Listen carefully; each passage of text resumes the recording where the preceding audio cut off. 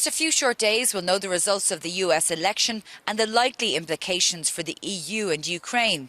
On the Europe conversation, I catch up with Ian Lesser of the German Marshall Fund, who says no matter who wins, America will remain deeply polarised.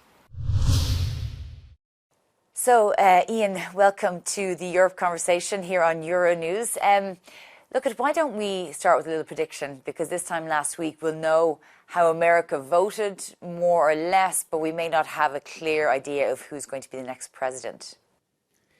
You may still not know, because it's so close that it could easily be contested in various states. There may have to be recounts.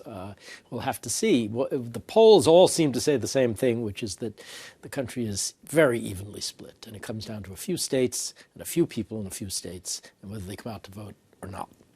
I mean, are there indications that we could see a repeat of what happened the last time, where in Georgia, for example, Donald Trump demanded he get 11,800 votes because that's the amount he needed to win the state, that you might have some sort of interference and then disinformation about stolen ballots and so on?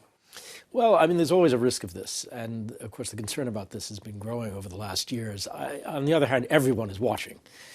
It's not as if there is a lack of transparency. And the systems, in fact, are very strong, but they're also very legalistic, and there can be many legal challenges, even legitimate legal challenges if it's very close. So, it's quite conceivable that even a few days afterwards, you really won't know who won. OK, so let's look at it from an EU-US perspective. What are the issues that the EU need to be concerned about, regardless of who's president? Well, I think above all, Europe wants predictability from Washington.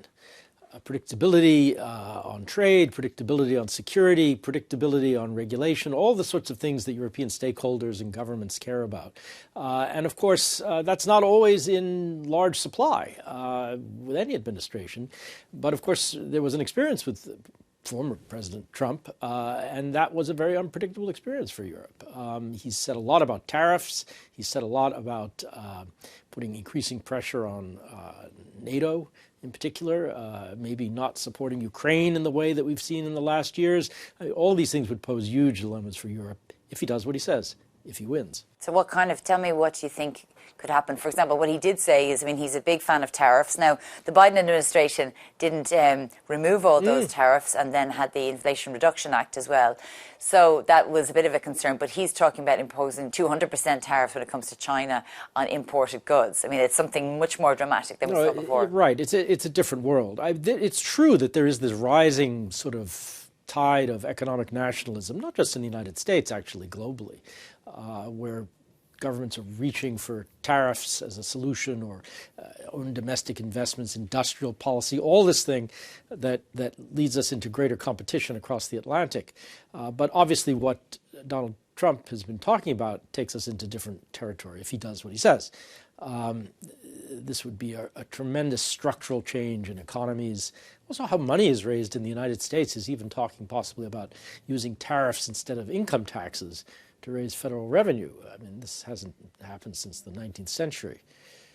Yeah, how would it impact Europe, let's say, the tariffs? Let's have a look and see, from a trade point of view, what would happen to the European Union. Well, the United States and Europe are the largest economic partners in the world in trade and investment. And Europe is highly dependent on trade. The United States somewhat less so.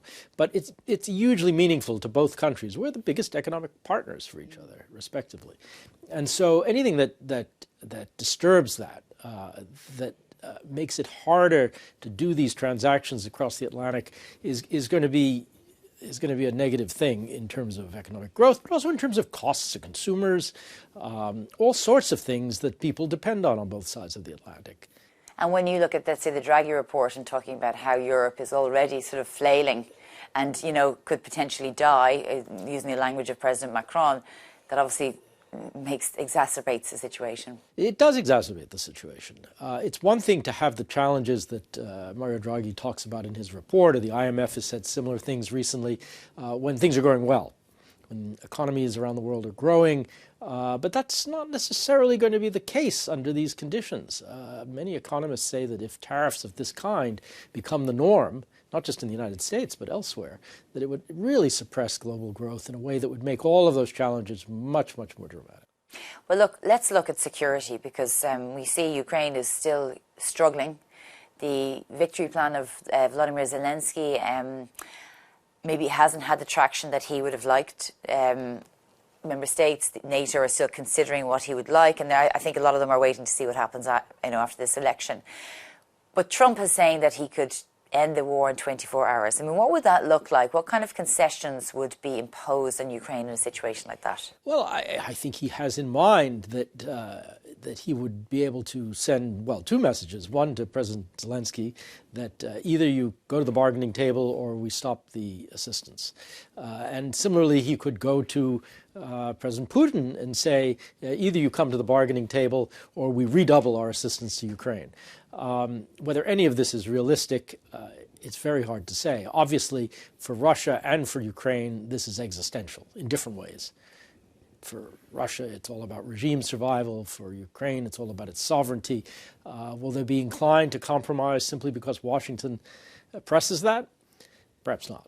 But, I mean, what would you even be more inclined to think that Trump might do, given his lauding of President Trump over the past few years? Well, I think he doesn't know where it ends. And, you know, it is true that I think right across the political spectrum in the United States and in Europe, people are beginning to ask tougher questions, obviously, about what is the end game here? What is this peace plan? Yes, sure, for Ukraine to recover its territory and sovereignty fully, for an open door to NATO, for membership in NATO. Sure, but when? How? Is that conceivable in the near term? Probably not. So how does this stop, if not end? And for NATO, that's another issue, because, you know, Trump has questioned his commitment to Article 5, for example, particularly of NATO allies who aren't paying at least the 2% of GDP. I mean, NATO is nothing without the US and Article 5. Well, it's true. NATO can do many things, but in the current conditions with a war in Europe and this very severe problem of deterring Russia and other risks that exist out there, the U.S. capability is still absolutely essential. I mean, yes, maybe years from now, Europe, with a lot of investment, would be able to do much more. And there are also things that could happen in Asia that would draw the United States away, regardless of any kind of political decision-making about NATO in Washington. So there are plenty of things that Europe would want to reinsure itself against by building up its own defenses, but it's the work of many years to do that.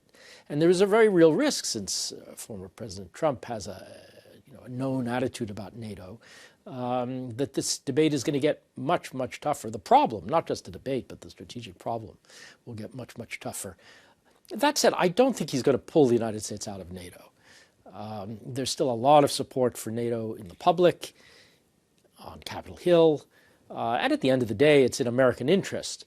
But he could make life inside NATO very difficult indeed. Yeah, that's the point, isn't it? It's not that he would take America out, but that within NATO he would block a lot. And we've seen the language of Trump-proofing over the past few months at NATO about institutionalizing Ukraine and support for Ukraine within NATO. Do you think that enough has been done there?